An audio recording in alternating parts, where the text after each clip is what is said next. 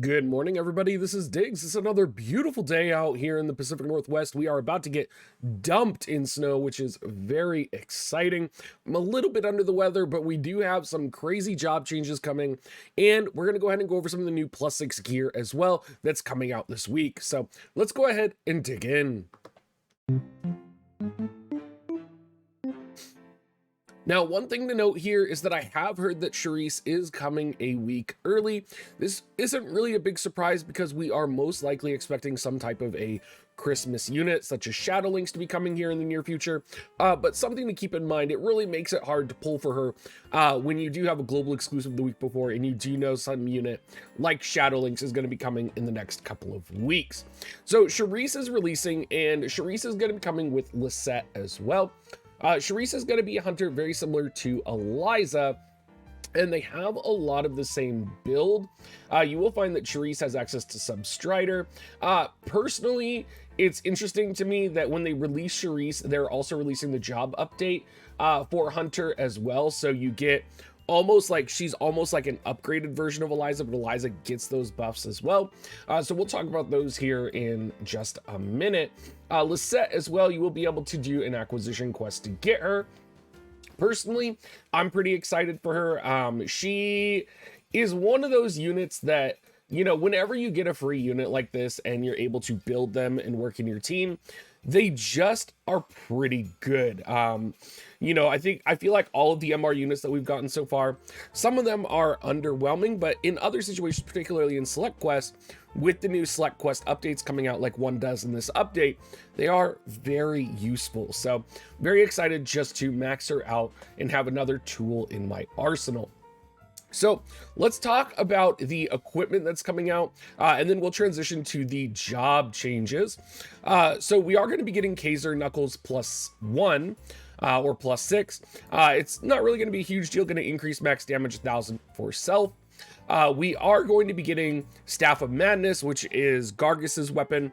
The big takeaway here is that he's going to get increased agility 10%, which is super awesome.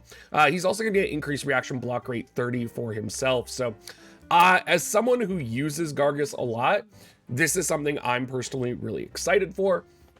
The Wolf Bow. Now, the Wolf Bow increases missile attack 15 for self, increases accuracy 15 for self, and grants the following effect. Upon hit for self, decrease AP consumption 20 for 1 turn when performing a critical hit. So this is going to be exclusively for Cherise, obviously making this her best weapon, and it's going to give missile attack resistance penetration 20 for self. Now, there is another bow that is getting upgraded this update, which is the Platinum Bow.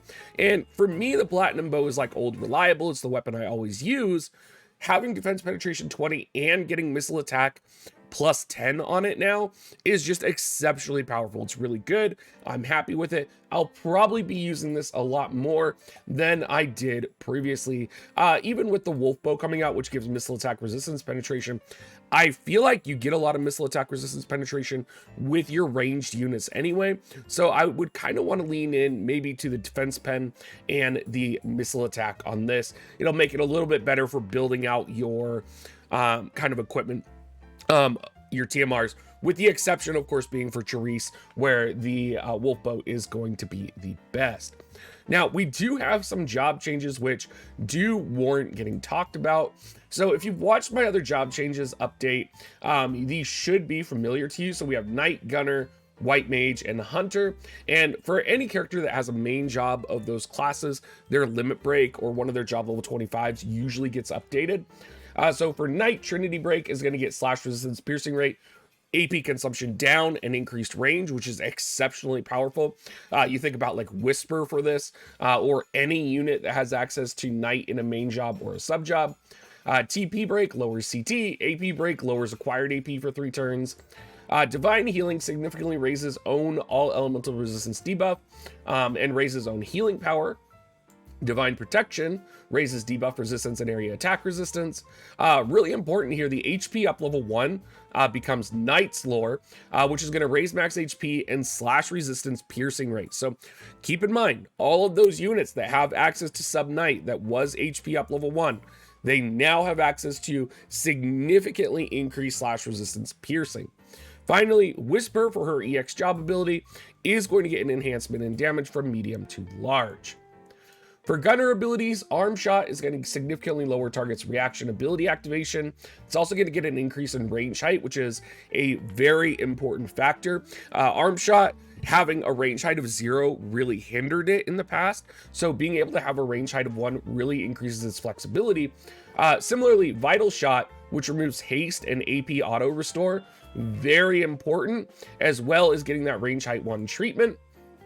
Double Shot, of course, used for more PvE, is going to lower defense for 3 turns, so you're going to be able to chain and lower defense with any unit. Sub-gunner, this is going to make almost all ranged units, I would say, better in type like raid type content. Blackout is going to get range height 1. Council is going to increase critical damage as well as critical hit rate. In Piercing Shot, Frederica's ability is going to raise her own attack for 3 turns on critical hit. Finally, we do have White Mage, and Curaga is getting a range upgrade as well as an area upgrade. So it is going to become a diamond to heal, and it's going to get an area upgrade from 1 to 2. Regen is going to raise healing power and critical evasion rate. Holy is going to have a significantly increased in cast speed. Full Life is going to get range from 3 to 4. Regenerator is going to raise healing power for 3 turns, which is great. This is a really good passive. March of Saints is going to raise magic and nullify doom, which is fantastic.